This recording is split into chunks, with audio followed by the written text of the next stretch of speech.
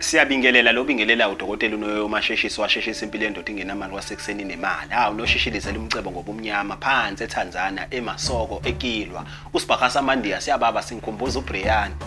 Sikiphiza ngesizwe. Sanibonani namhlanje ngizokhuluma nabantu abathi mina sengiwusebenzisile umuthi. Kodwa ngiwubona umahluko. Angazi noma umuthi uyangisebenzela, omunye uthi mina ngithwasile, kodwa still izinto zami zisafasa. Omunye uthi mina sengize ngembulwa ngisho ingubo, sengibuye emanzini nabafundisi abadumile nezinyanga ezidumile ziyongigeza, kodwa still angiboni umahluko, angisazi ngenze njani. Impendulo ithi Thola inguve yabahadi. Umuthi engulande emasoko ekilwa eTanzania.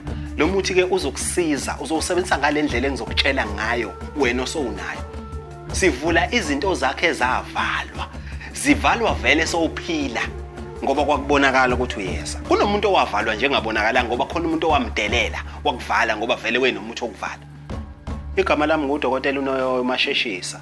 Ngitholakala eThekwini. Ngifuna ukusiza wena okade uthola amathenda namhlanje awusawathola amathenda. Ngifuna ukusiza wena okade kugcwala ebandleni lakho, ibandla lakho liwile manje. Ngikhuluma nawe mina uthi ngahamba ngaye eNigeria, abantu bayafa ekhaya. Imali ayisekho manje. Mina ngifuna ukukhuluma nabantu akade bethwasa, angingeni umuntu esigodlweni. Ngifuna ukukhuluma nawe wena uthi nebusiness. Igama nje uthi ibusiness ngoba abantu abathengi.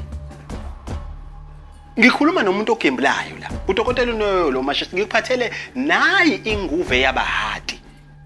Muthe nguhlanganisile lo ulande phansi eTanzania.